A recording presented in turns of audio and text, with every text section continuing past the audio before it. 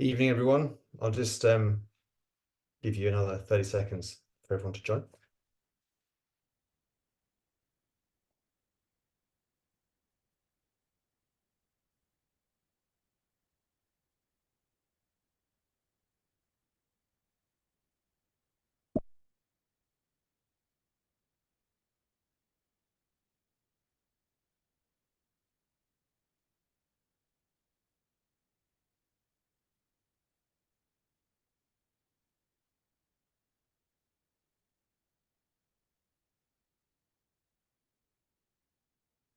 Okay. Hi, everyone. My name is Toby. Some of you might have seen my face on some emails recently, but I'm here today to talk to you about talk you through the first tasting session that we have got this year.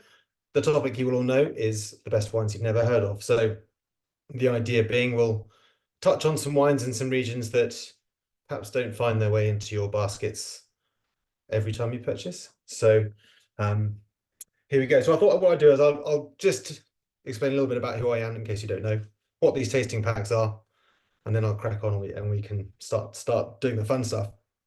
So my name's Toby Evers. I've worked for Naked for 10 years now, only more recently been thrust in front of you lucky people. So yeah, and I work on the wine team. I spend my day tasting wine, making sure they all taste good for all of you. So hopefully I'm doing a good enough job. So these tasting packs, some of you will be familiar, some of you will not. You'll have 6 in your box, hopefully. The first 3 are whites, the second 3 are reds. You'll have hopefully a tasting card that goes along with it.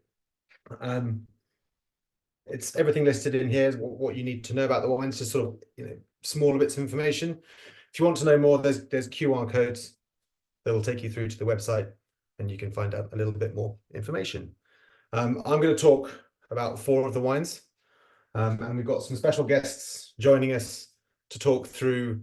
We've got Yanis here to talk through the Greek white, and then Irene from Chile to talk through the Petit Verdot. So 2 winemakers who I've worked with for years and years and massively respect. So it's a pleasure to have them here. So this is the first one of these this year. Very exciting. It's been a while. It feels like ages since we did this. When we did a vote for what we thought all of you lot would like to hear, and this topic is often high or top of the list, to be honest. As in the UK, we're always wired to find the next best deal or something unique. So this is the perfect format for which to do that. You don't have to take a punt on a whole bottle. You get the opportunity to taste lots of lovely wines. So, okay, enough of that. So I've got a background in education. I used to teach. I still do teach all the stuff about wine at Naked.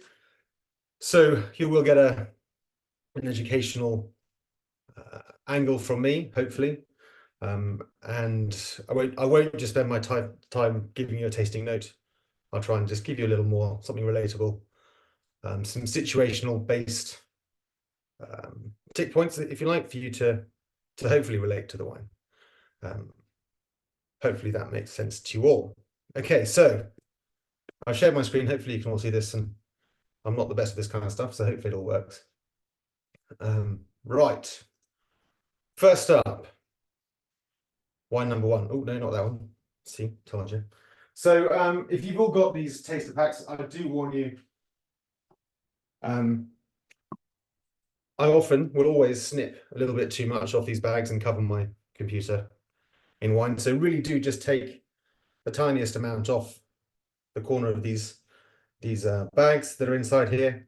I often find that when you're pouring, if it wants to go, it does, and then just give it a tilt and let the air in, and it'll come out a little easier rather than sloshing it everywhere.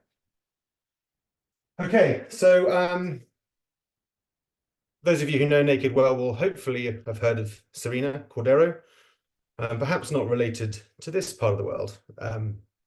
Serena makes wine in northern Italy, usually Piedmont, in the shadow of the Alps.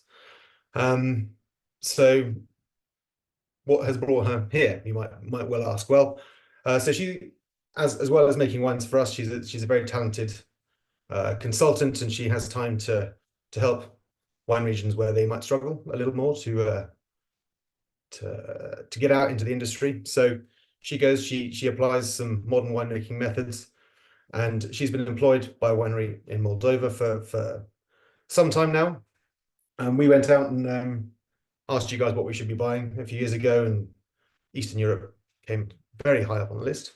So she put her hand up and said, "Look, I work in this winery. I work for them. I've got some great, delicious white wines, particularly, and well, I guess the rest is history. We have this Pinot Grigio. We have a blend called Tris, and then an oak Chardonnay that we launched in the Christmas case like a couple of years ago. So I thought I'd do some bit of geography, then we can taste. Because given that we're off the beaten track, I thought it was important just to kind of get an understanding of where exactly we are. So Moldova is here right in the east end of Europe. Obviously, the big issue right now around there is it neighbors Ukraine. They've really been struggling because of the conflict. A lot of glass, for example, for a lot of the wine industry used to be produced in Ukraine. So that's one challenge. And of course, then getting trucks in to transport wine out was pretty tricky. And we nearly gave up, but luckily we didn't.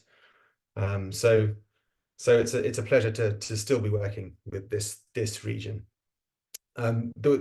This one particularly, if you see from there, is from the Korzeni, which is the region right down in the south near the sea. We get the cooling influence from the Black Sea down there. So that's where you get the freshness, hopefully, that comes out in this wine. So I stated that this came in to onto the website. This vintage came in just sort of towards the end of last year. And honestly, we sell lots of lovely wines, but for pound, I honestly think this is one of the most best value whites that we sell. Taking away nothing from Yanis's wine, of course, but really, it really surprised me. Being Pinot Grigio, you might be forgiven for thinking it might be relatively neutral, which is what Pinot Grigio does very well in Northern Italy. But here, for me, it really jumps out. It's very perfumed. I get so my note I wrote to myself, being studious, it's lovely and fresh perfume, apples and pears, bit of sweet citrus. If you swill it around in your glass like this, try not to throw it on your computer, which I've done before. It really opens it up. And yeah, you get a sort of fruit salad. If you remember fruit salad at school, it really smells like that to me. Okay, fine, have a taste.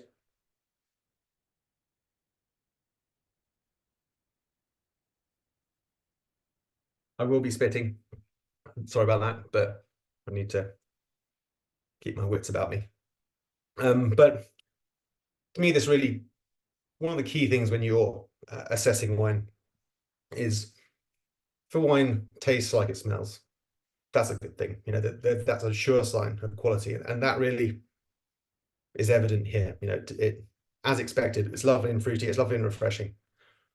And really, if you compare it to something from Northern Italy, it really stands apart, I think. And for the relatively inexpensive price that it is, I think that's fantastic, to be honest. The only thing missing, to me, like wine usually evokes some sort of what should I be doing with this glass of wine, and really to me this means sunshine and sitting outside in the grass and watching the sunset, something like that, which on a dark just about February evening with the rain lashing down on my skylight isn't quite the right environment, but hopefully that'll help you. And when it comes to that time of the year, maybe you'll remember this wine. Okay, moving swiftly on. Just what I didn't say, there's a chat which I can see has gone absolutely bonkers. I believe there's a Q&A portion. There's a Q&A portion of of the Zoom where you can ask questions. The guys in the background will flag the questions at me. Okay, so do bear that in mind. Okay. I'm going to just show you a couple of pictures, then I'll stop sharing my screen so you can see my ugly mug a little better. So we're going to move very swiftly onto the second one here. Now this, when we were planning this session, this was the first wine that came to mind. I'm very lucky that I actually went down to South Africa at the end of last year to go and see all of our people down there. You know, in the last few years, we've had a relationship with lots of people based on screens or WhatsApp or whatever. So to actually go down and see everyone was obviously a great privilege, but just a great reminder of what Naked's all about and this community of people that we're involved with. So yeah, so this is from Renan Borman. This is called Boschkloof Montague White. It's a white blend. The blend is in my notes, it's mainly Chenin Blanc, 86% Chenin, and a little bit of Colombard in there. The wine region here, if you can see on my map there, is Montague. And honestly, I don't think I've ever been further away from civilization to visit a vineyard in going here. I mean, it doesn't look very far on that map there, but to get there is, if those who know South Africa, there's mountains around every corner, one road usually, and this was no exception. We started in Stellenbosch, just down in, well, sort of east of Cape Town there, and it took us best part of 2.5, 3 hours to get that far, you know, as the crow flies, 60, 70 miles, but you have to go a long way around. So I'll quickly share a picture and then we'll get into, then I'll stop sharing the screen. So here we are. So this is the vineyard that eventually, after driving for hours and hours down both dirt tracks and paved roads, we came to this vineyard in honestly the middle of nowhere. We were driving through, if you see those hills in the background on that left-hand picture, driving through hills like that for you know, seemed like forever. And then suddenly around a dirt track that we've been driving where half the road had been washed away by a river, we came across this vineyard. And there is the man himself, Renan Borman. Yeah, what that picture there on the right illustrates is the challenge that lots of wineries across South Africa, across most of the world are struggling with. Grapes are pretty fickle and can be low yielding. So they're often pulled up in favor of more profitable, easier to maintain crops. So on the left there, that's almond trees, which you know are more reliable and you can get more money from per hectare. But Renan found this vineyard, saw the quality, and he persuaded the owner of it to say, look, it'd be a travesty, and to pull out these vines. So he persuaded them, and as a result, the resultant wine, hopefully, that you've got in front of you is delicious. So one thing I really noticed when I snipped over, I prepared these bags, otherwise I'll again make a mess. But when I snipped open my bag, you can immediately smell the wine. It's very, very aromatic. For those of you who are fans of New Zealand Sauvignon Blanc or that style of wine, this really reminds me of that. You get a very tropical profile coming out on the nose. Grapefruit, passion fruit. It really reminds me of a Solero, the ice lolly. And that's the passion fruit coming through. And again, this translates really well onto the palate.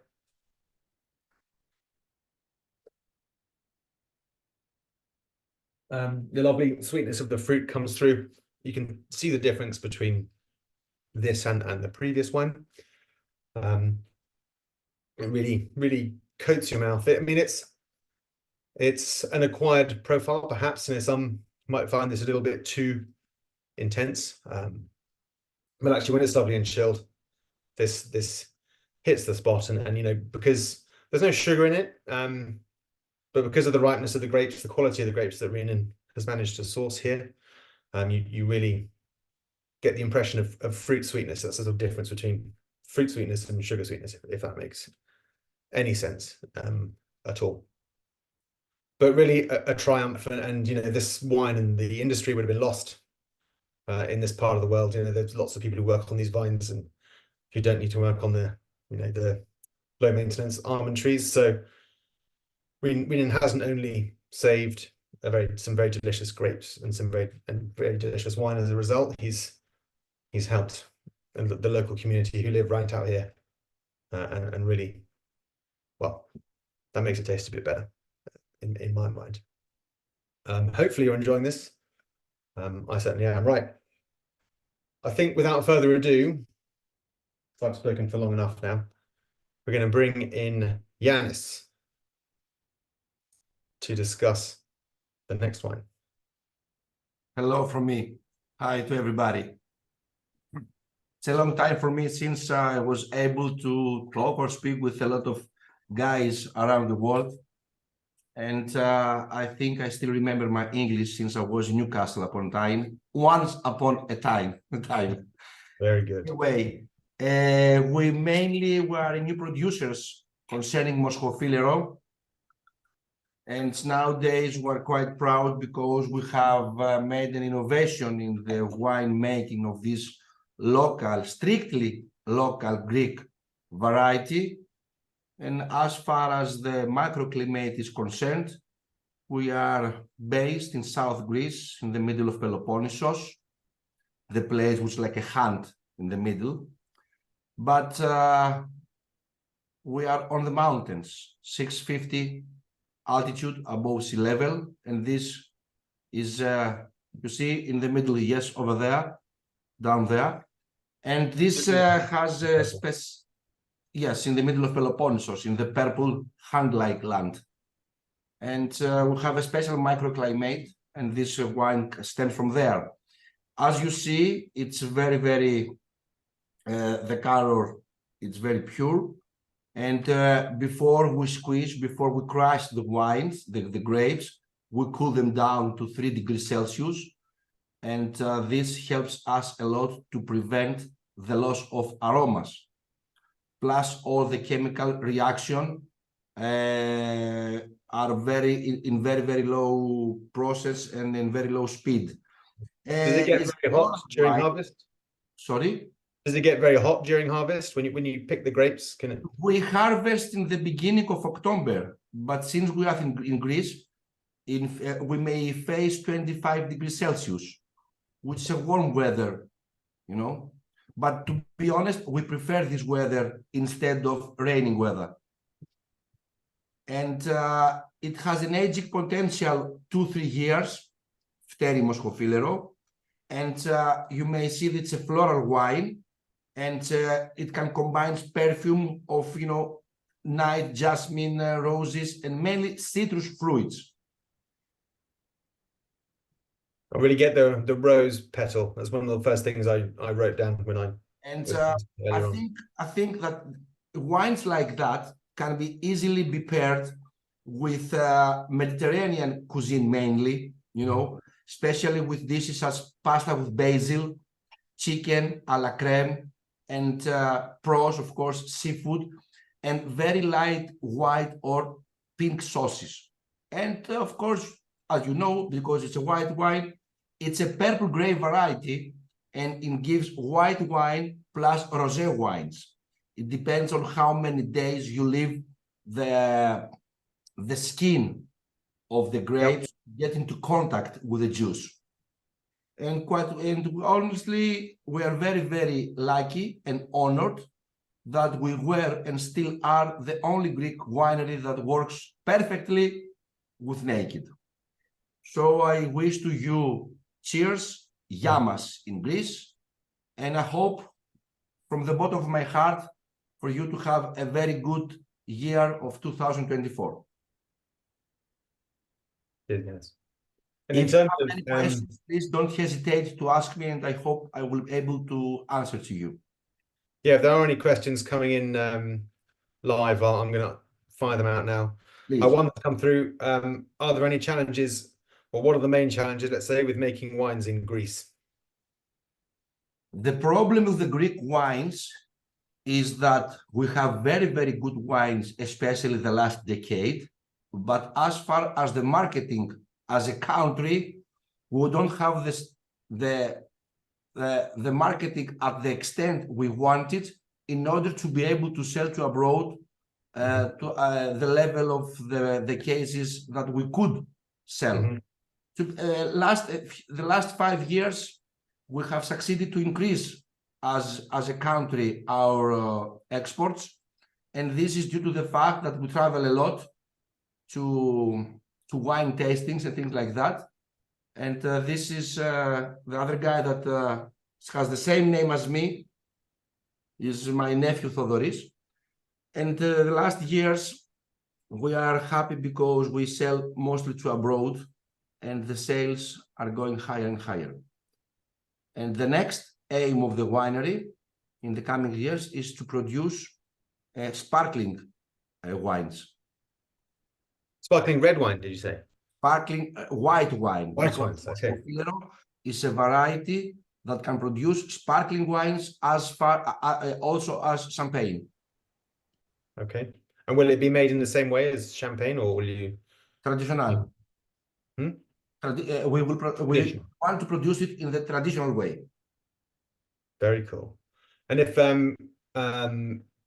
you want to introduce this grape type to people who haven't tried it before, what other grape type would you say more mainstream that that if they really like this, they should try Moscofilero? First of all, in general, everybody has to taste new wines, no matter if we like them or not. This is another part in our mind.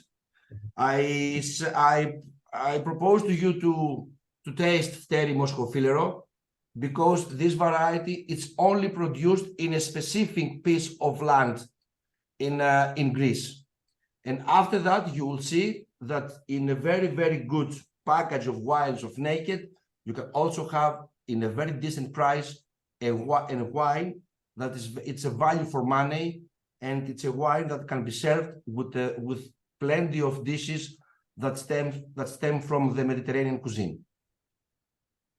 Okay. And also you can have it as an aperitif. Okay. I think to me that's what this wine for me is in. That's where my brain goes with something like this, because it's lovely and light and floral, and so it'd be a lovely wine to have if you've got lots of food and you've got lots of flavors in your palate. The wine wouldn't look as lovely as it does now, in my opinion. I mean, everyone's different, of course, but that's how I think it would do the best for me. There's loads of questions, Yanis, so you need to be ready. Is there a type of wine that you'd like to make that you've never been able to do, as in somewhere else in the world, or a grape type that doesn't grow well in Greece? We are focused in local varieties, to be honest. We admire a lot other wineries that they do the best out of their abilities in order to extend the winemaking of the variety that they grow in their country. And the next level and the next aim, apart from the sparkling wine of the winery, it tries to plant a very old variety of red wine in order not to make sales, but in order to make known to the world that this variety, many, many decades in the past, were grown in the same land that Moscofilero was growing. I guess that sort of variety might be lost forever if you don't do it. Yes. Great. A question: is the winery a family winery? I'm fairly sure it is. Is that right? It's a family winery. It's only 13 years old. We began in 2010 when the Greek crisis, the economical crisis, began, and it's a family winery.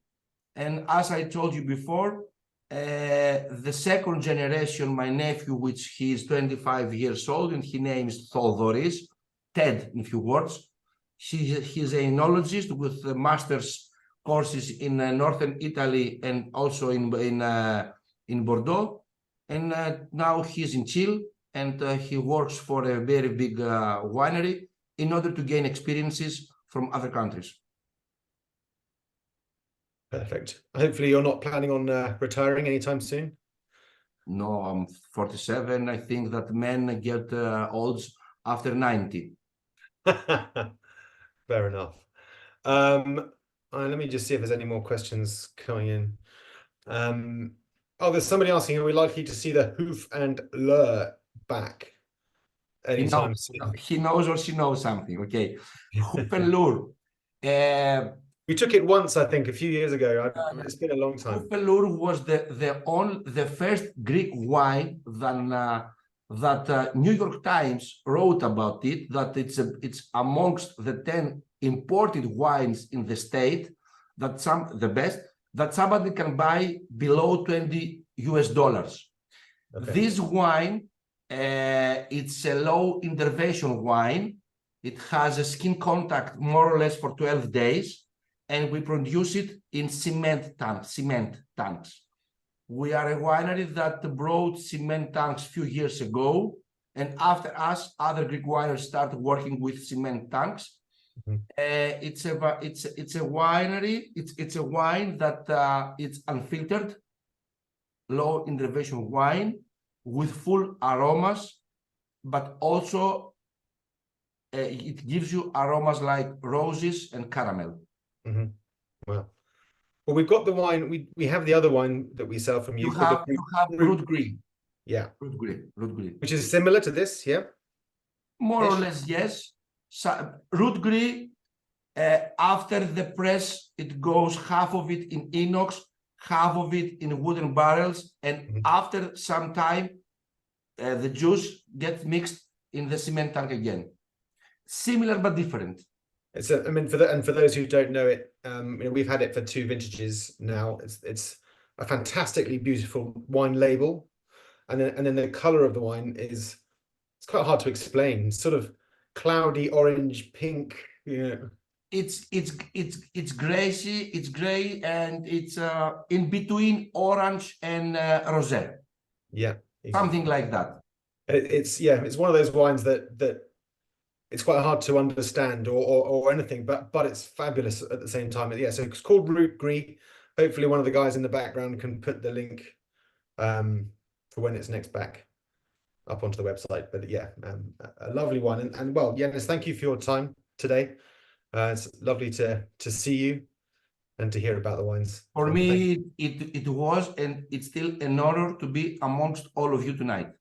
Thank you, and everybody is welcome to visit Greece and our winery whenever he or she wants.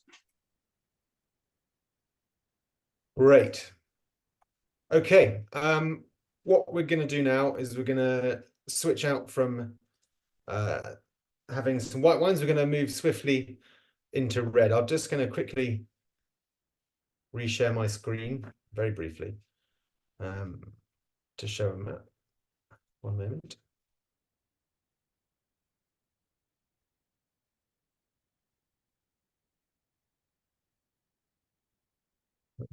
Not that one.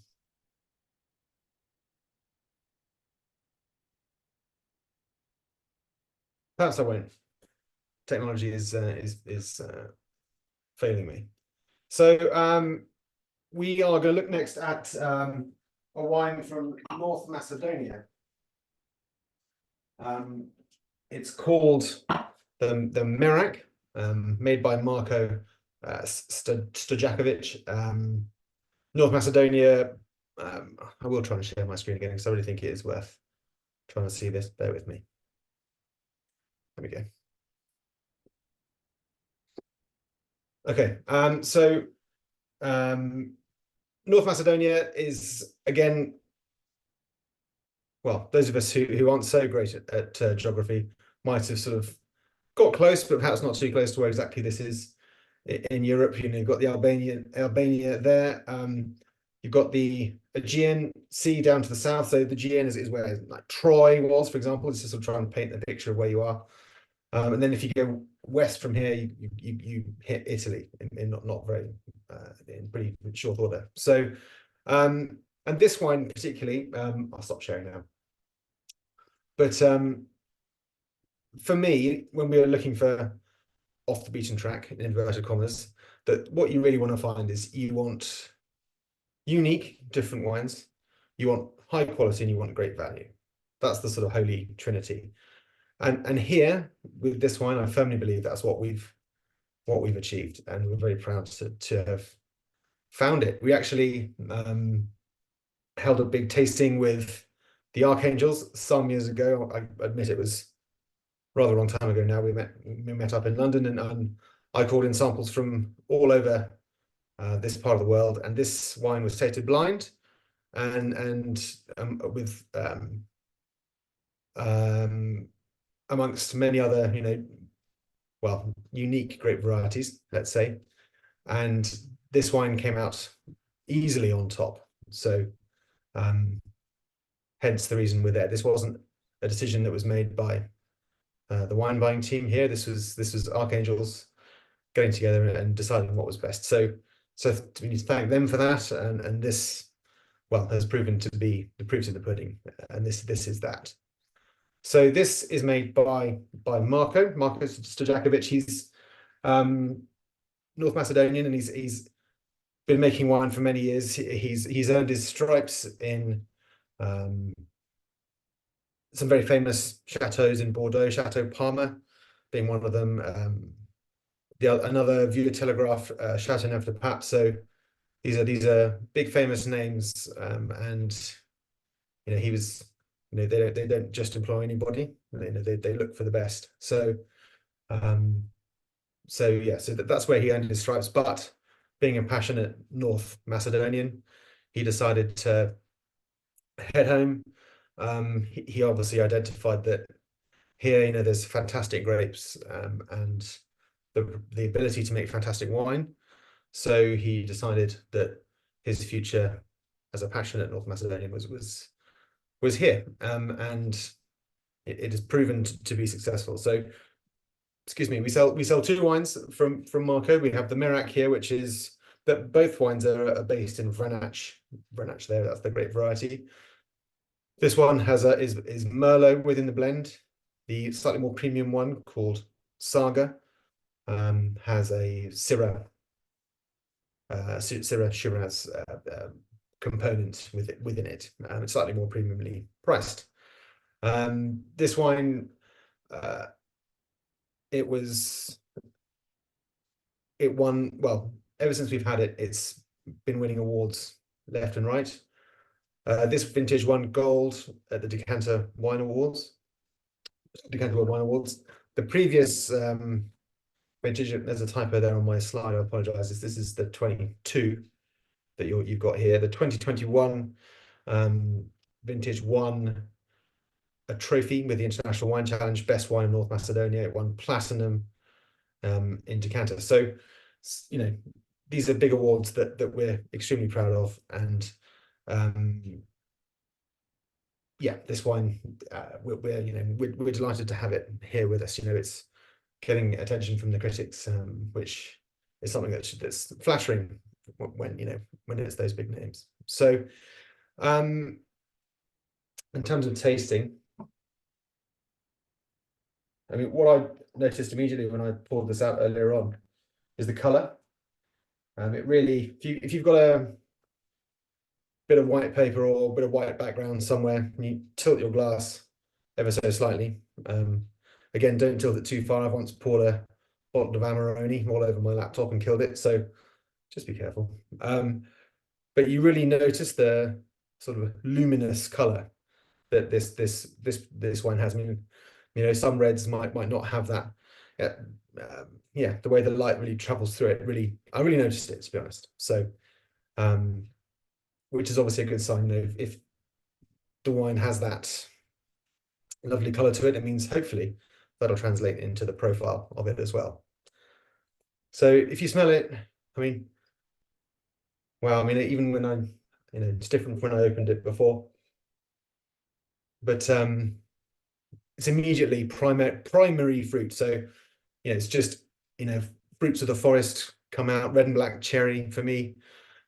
Just really, it's very primary. There isn't so much secondary. I don't want to get too into the weeds here, but there isn't too much oak influence or too much aging. It really is just very approachable, lovely and fruity, and which is what you want.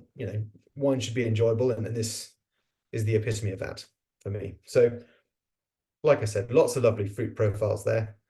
Hopefully the palate it translates to. If you remember, I said before, the sign of quality is if it translates through. It's always I always look for.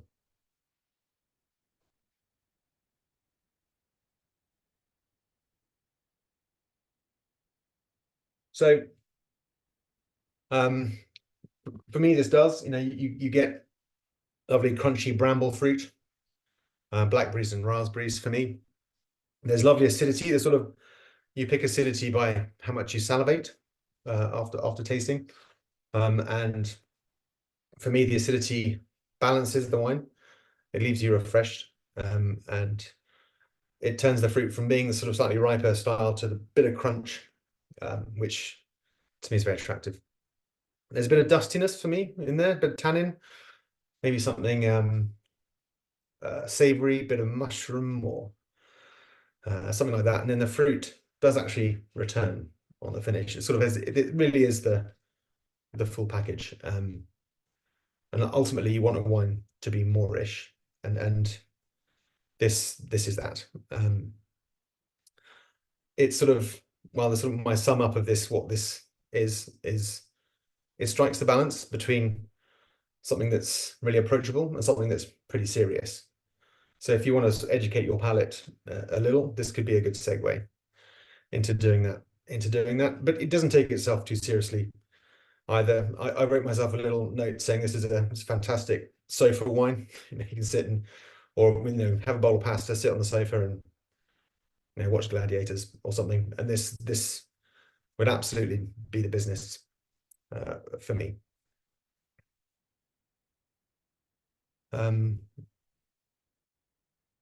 There's some questions coming in. I'll just quickly address those. Should you use an electric aerator for red wine or a carafe? Honestly, I don't have experience with an electric one. I would always say a carafe is good. In terms of decanting wine in general, every wine benefits from being decanted, whether it's the cheapest one on the list or the most expensive.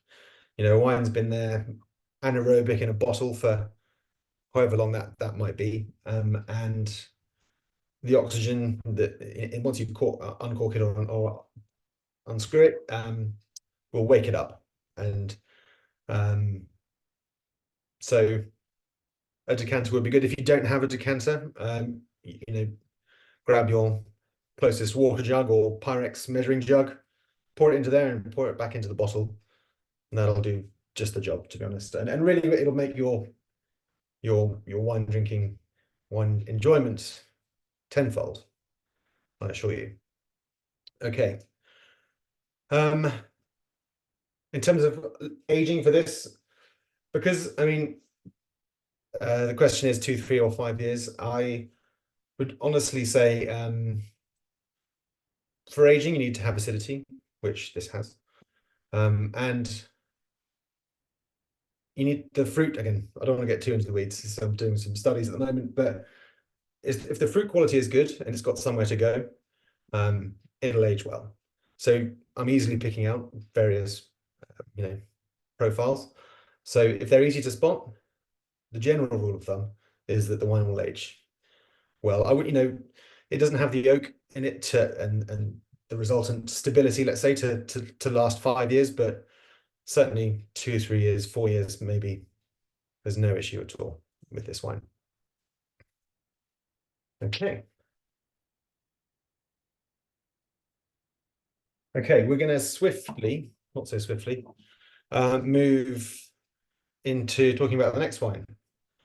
So I'll stop. I haven't shared my screen. I'm gonna introduce Irene. Hopefully Irene's there in the background somewhere. Yeah. Hi, from Chile. Hi Irene. So Irene joins us from Chile. Thank you. It's not early in the morning with you, is it? It's sort of lunchtime-ish. It's 5 in the afternoon, and it's really, really summertime. We are just very hot weather than here in South America. Every day is around 30 degrees as the maximum. Oh, wow. Well, it hasn't stopped raining in England, in the UK, for the last 2 months, probably. So well, lucky you, Irene. We're getting the first little signs of spring coming, which is what we're all desperate for, I think. So, but anyway, enough. So what I'll do, Irene, you sent some lovely photographs. So what I'll do, everybody, I will share the screen with some pictures. Irene can talk through those, and then I'll stop sharing them and we can taste together. I took these pictures this morning. I was walking into the vineyards to get some sampling and taste the grapes. That's the vineyard. It's from a drone. You can see from the air. We are located in the Andes Piedmont, so it's a very special place. It's in the central part of Chile, but in the Andes Piedmont, that gives us a very unique and special microclimate. We are the first to use the water from the snow.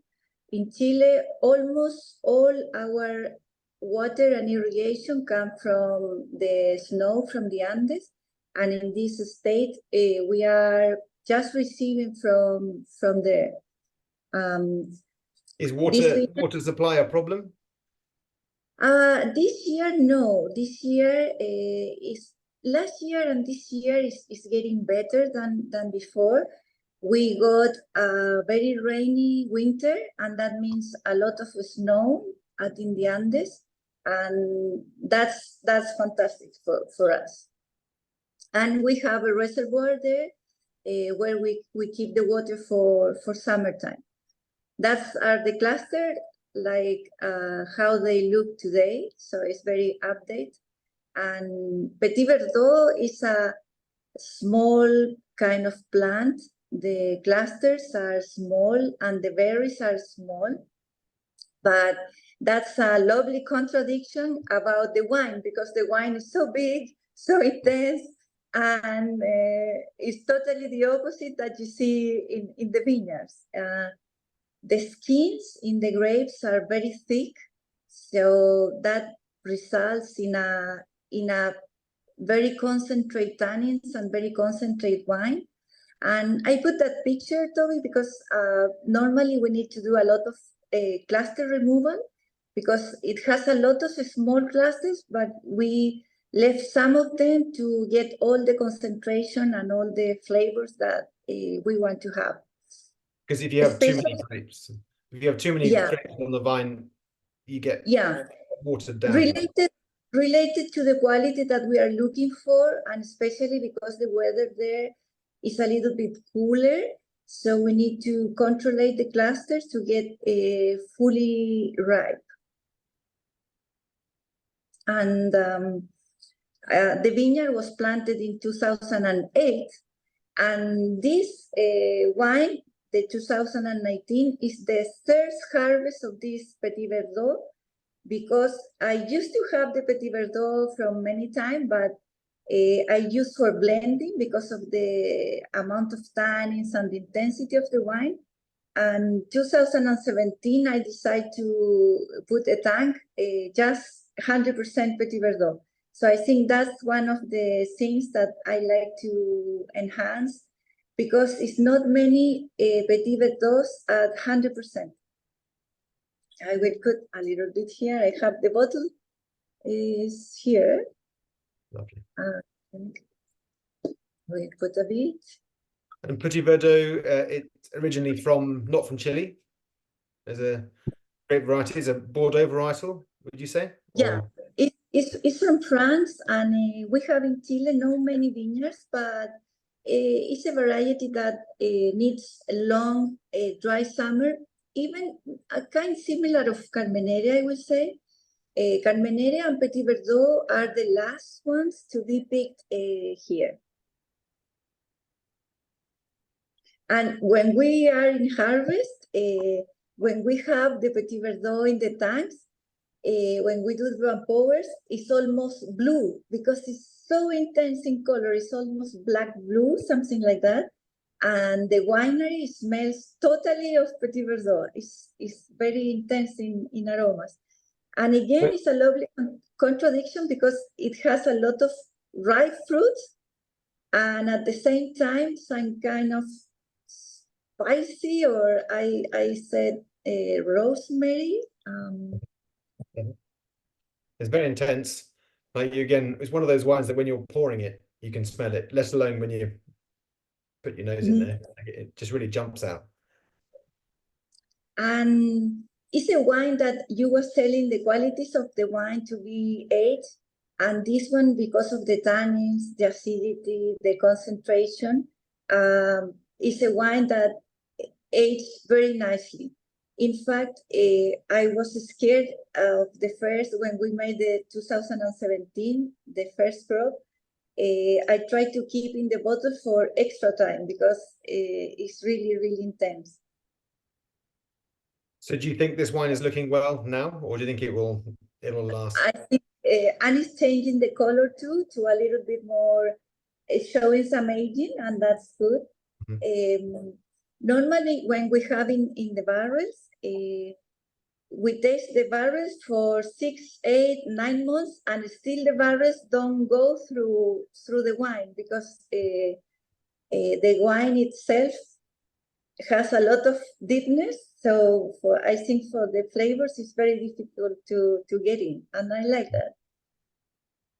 So what fruit profile do you get on the nose and on the palate? What's the sort of, what if you're buying Petit Verdot, what do you expect?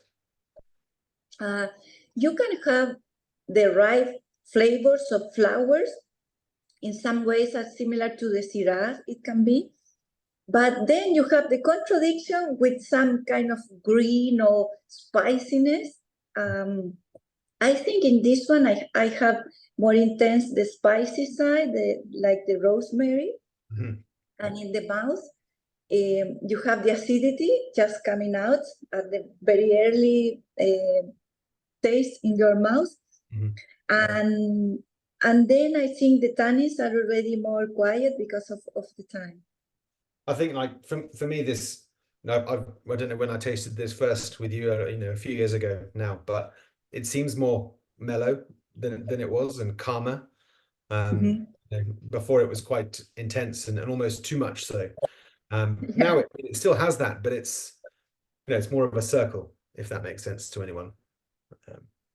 Yeah, when we decide to make the first bottling, like 100%, I was thinking maybe we will not sell anything, so we need to drink everything at home because sometimes when you are not used to have that amount of tannins, can be different and different to understand. But we work in the cellar to, how you say, to like when you have a horse and you need to kind of train to be more nice. We do that with the tannins, and I think it works. And the wine, because it's in the bottle for a long time, it's good if you give the time for getting some air before drinking. And it's a wine more for food, I would say, because of the acidity, the intensity, and the tannins. But I love this variety from the time that we ferment, and I see the winery completely in the aroma of the Petit Verdot, and I planted without any specific plant. Just I planted 2.5 hectares in 2008 to see how it grows in the Piedmont Andes, and the results are very, very nice. Right. And this isn't of course all that we sell from you. We have a lovely Carmenere and a lovely Syrah. And maybe a new one coming as well, which we should. Yeah, I start a long time ago. I think I met Rowan, the founder, in a London wine fair when that fair was made in the Docklands. Oh, in the XL, yeah. Yeah. In the big space, like that was like 2008 or 2009. At that time, I have only one wine, only the Ilatina Syrah. Wow. And now the Ilatina, we have this Petit Verdot, the Syrah, and the Carmener. Great. Well, it's nice that hopefully we can be part of your growth as a winemaker and your own brand, which is lovely. Irene, how many dogs do you have at the moment? If lots of people you may or may not know, Irene takes in. Correct me if I'm wrong here, but you take in stray dogs that don't have a home, and you. At this moment, we are kind of quiet because normally I take the dogs, so my two sons they do, and always we think we will be giving to someone, and finally everyone stays home. In fact, here is one of them under the desk here in the office, Choquito. He has only one eye, and he comes with me every day to work. Super happy. He's the most happy worker that you can see, because he just ran to work every morning with me. And yeah, we have like at this moment 6, 5, like 13 at this moment. Fantastic. Yeah. Gosh, very noble. Great. Well, Irene, let me just see if there's any questions that have come in on the messaging. Well, that's a good one. Is the I for Irene on the name? Yes, I put Ilatina because sometimes when you I say my name in English, some people ask is with I Latina or with the Y or with the other I. Y, yeah. So I said no, with the Latina. So I keep the name for that. And I'm definitely pronouncing your name wrong as well. I think I'm saying it the English way. Yeah, it's easy to say in any Spanish or English. Somebody wants to see the dog. Sorry. It's in the other corner. Sorry. heard us talking and ran away, probably. Yeah. You don't want to be on the screen. And the last one that we have is called Chico because it's super small. Oh, bless. That arrives on May 1st. He came alone to the winery, and now he stays here for always. Fantastic. There's a question about the water. Let me just find it. Does the water from the snow alter the taste profile different to water from underground, let's say? I think when you have from the snow, it can get some airs because it's traveling from the mountains to the low part in the valleys. So it gets some calcarium pH, or it can be more acid depending on the floor or the soil that the water is running. And the water that we have under tends to be very clear, crystal, and normally pH is kind of neutral and is very cold normally when you get deep. The Andes can be cold, but when you are very close, it tends to get warmer when it's going to the ocean. Normally, the water from the Andes gets cloudy because of the traveling through the channels and through the soil. Picks up all the minerals and yeah. We do drip irrigation in the vineyards to control the amount of water and to be more efficient with the use of the water at the same time. So for those who don't know, drip irrigation is you basically have a hose running down the length of the vines with a little hole at every vine, approximately. You just turn the tap off, don't you? Just so a little bit of water goes in. it's more efficient and it's the more, we say, modern way of irrigate when you irrigate, because for the past or some years ago, you put the water through in between the rows in the vineyard, like a channel, a small channel, and that's needs a lot of water and it's very inefficient. So and you'd lose lots of water out the other end, I guess. Yeah. So Which we is, I guess, have the rest. lots of winemaking regions really struggle for water, so I guess you must respect it. Yeah. I think that is it. What are the challenges in getting wine to the UK? Is the final question I've seen there. I mean, that's maybe our challenge, not yours. You know, I was before I founded or I started with the wines, with my own wines. I used to work in another companies, and I know the market in UK is, you are very lucky in having wines for all around the world, and that makes your market very how to say, exigent and demanding in terms of quality for Chile and for the other countries that we export for you. And when you are like in UK,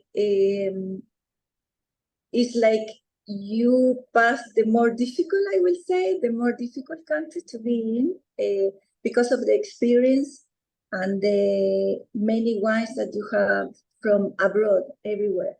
In fact, the tasting today is very interesting. I was listening, and in Chile is a lot of taxes, so we don't have many wine from other countries.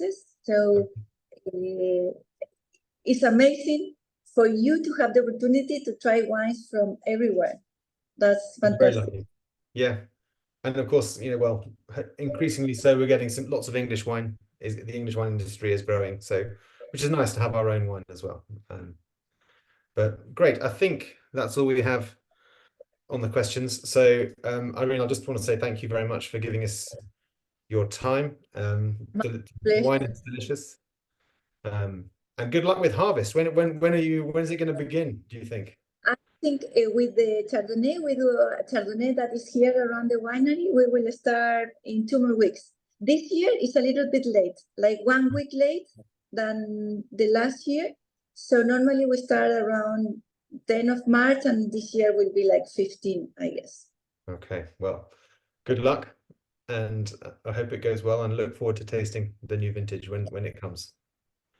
Thank you everyone for listening, and Toby for you, and thank you for the invitation. Of course.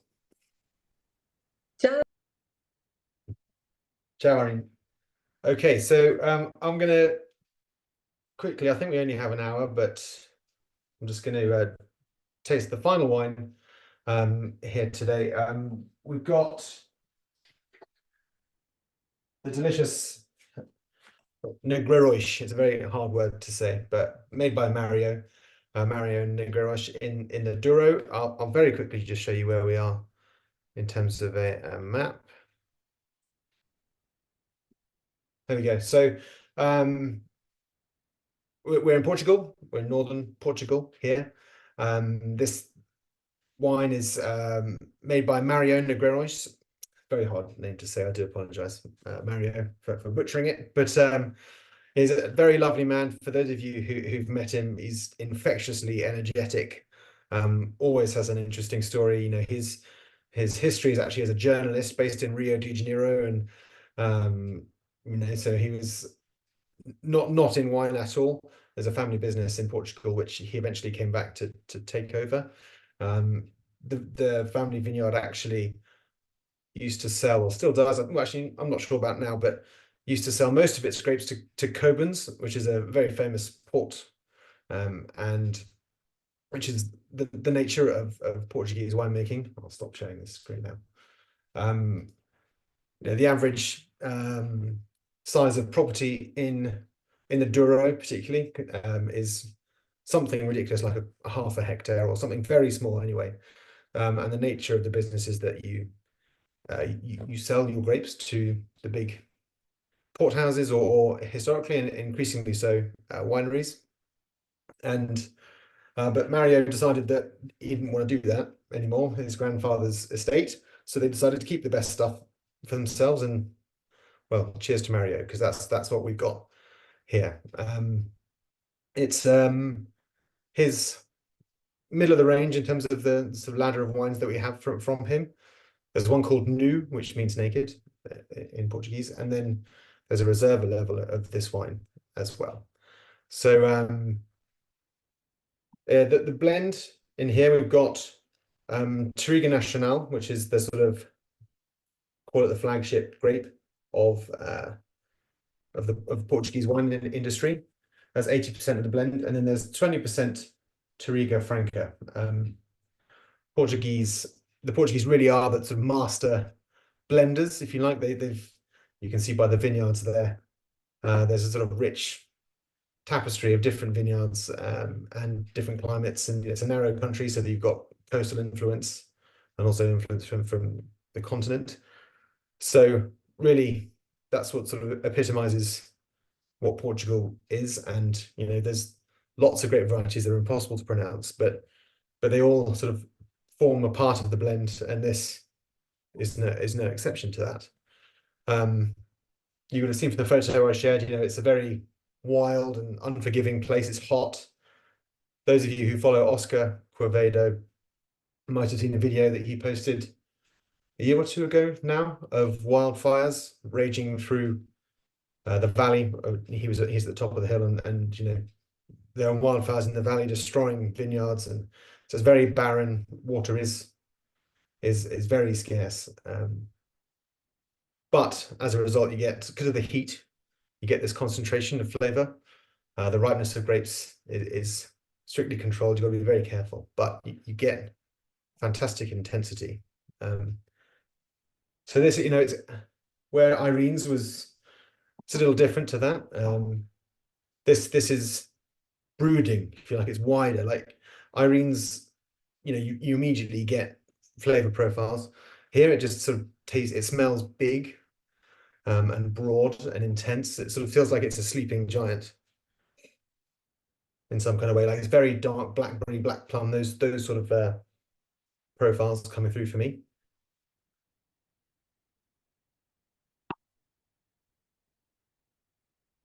I'm not going to spit anymore. It's been a long night. No, really. So anyway, for me, you really get that intensity coming through. There's lots of tannin. It's very dark fruit, almost inky. Again, I've said already today about the acidity. The acidity is there. It balances the wine. Without the acidity, the tannins would still be there. The fruit would feel claggy, if that's the right word. But the acidity just carries the wine and gives it freshness. Mario himself would say this is far too young, even at being 5 years old now, or nearly 5 years old in September. But he would say keep it for another 5 or 10 years potentially as a style of wine. You can really, because of the tannins and because of the acidity that Irene alluded to before, this really will age fantastically, and the fruit is concentrated and dark, and it's got so far to go, really, in my opinion. Okay.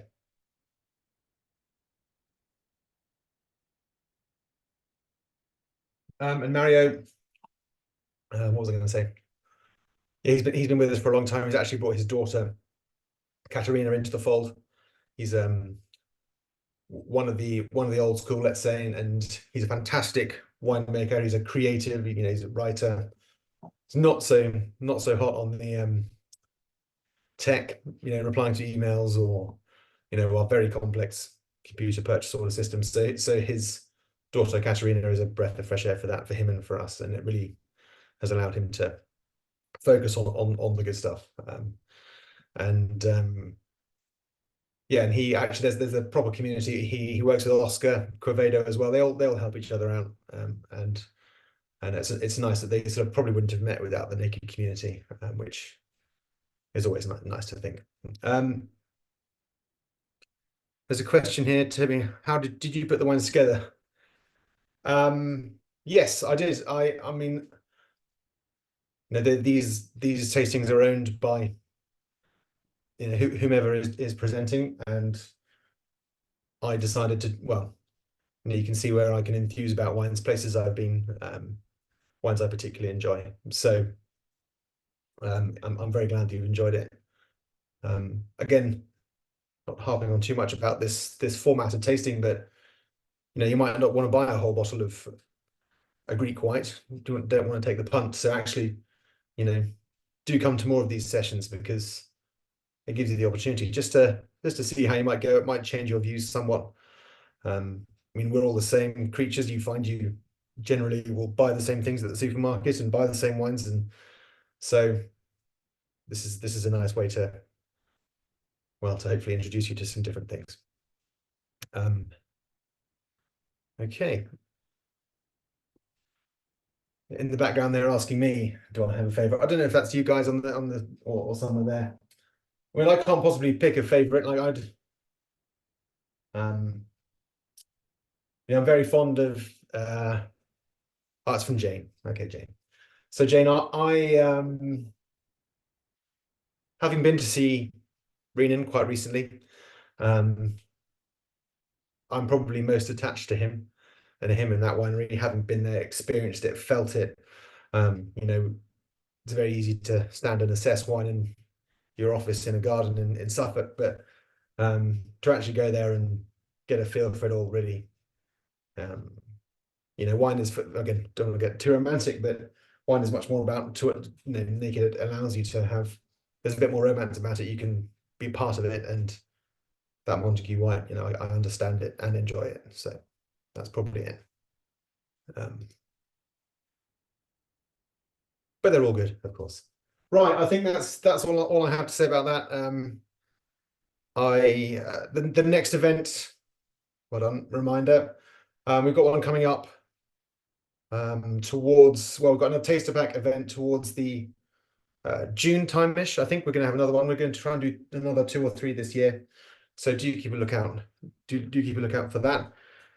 And of course, don't forget about our tasting tours. There's one coming up in the summer where you get to, you know, we fly all winemakers in from all over the world, and we have 300, 400, 500 people a night come to meet them at tastings across the country. So keep a lookout for all of that if you want to come and meet some of these people in person. But I think that's a lot. I think I'll wrap with that. Hopefully you've enjoyed yourself. I certainly have. And hopefully you've learned something along the way. Okay, cheers.